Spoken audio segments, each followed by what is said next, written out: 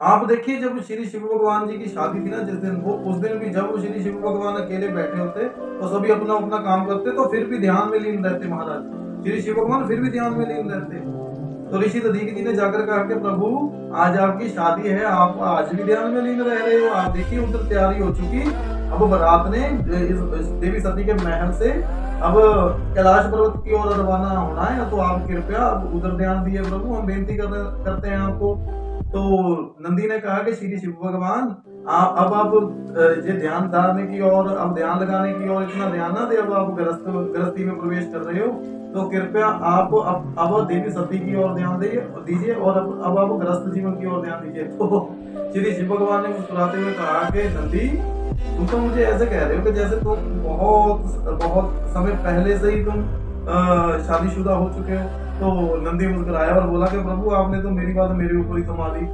तो मैं, क्योंकि नंदी जी तो खुद शादी में अभी गृहस्थ जीवन में प्रवेश नहीं किया था, शादी नहीं हुई थी उनकी।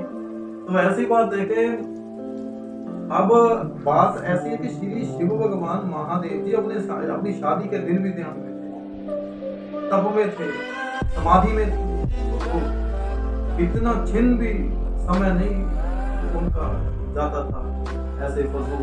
तो कृपया अगर उनके बच्चे कहलाते हैं, अगर उनको फॉलो करते हैं जीवन में, अगर उनकी बातें अच्छी लगती है, तो कृपया 24 घंटे में से 24 मिनट तो किसी जरूरतमंद के लिए निकालना चाहिए। एक अच्छा मैसेज देना चाहिए सृष्टि के लिए, जो आने वाली हिस्ट्री को, आने वाली पीढ़ी को, आने वाली जनसंख्या को एक अच्छा मैसेज। आज अच्छा करेंगे तभी तो कल अच्छा रिजल्ट मिलेगा। तो इतनी विनती आज स्वीकार करना। आज की कथा में शिक्षा यही मिलती है, आज की कथा में कि अगर हम किसी इष्ट को, किसी देवता को, किसी भी तरह के पैगंबर को हम फॉलो करते हैं लाइफ में, तो हमें उसकी लाइफस्टाइल और उसके असूलों पर भी चलना चाहिए। उनके असूलों पर चलो, उनके नियमों पर चलो, उनके उपदेशों पर चलो, ताकि कल को अगर हम कुछ गलत करते तो उनका ही नाम खराब होता है, अगर हम कुछ अच्छा करते हैं तो उनका ही नाम अच्छा होता है। तो वो कहते हैं ना कि वो उनकी पूजा उनका कब करता था, देखो कितनी अच्छी लाइफ है उसकी, उसका लाइफस्टाइल देखो कितना अच्छा है, कितना बेसहारा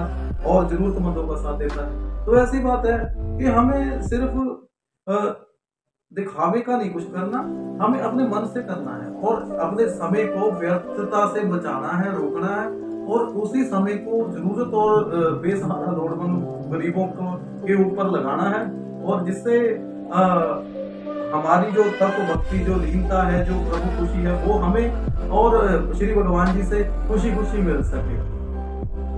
तो आगे की कथा में कल बताएंगे कि कैसे अब देवी सती की डोली महल से कैलाश पर्वत की ओर रवाना होती है, और प्रजापति दक्ष अपने अहंकार हेतु अब कितना सोना, कितने आभूषण, कितनी सामग्री अब देवी सती के नाम करता है कि अब देवी सती वहां कहाँ रहेगी, उसके लिए मैं ये पलंग दे रहा हूँ, ये सोने का वस्त्र दे रहा हूँ, ये ऐसे इतनी मुद्राएं दे रहा हूँ। तो श्री शिव भगवान क्या कहकर वो सब लेने से मना कर देते हैं।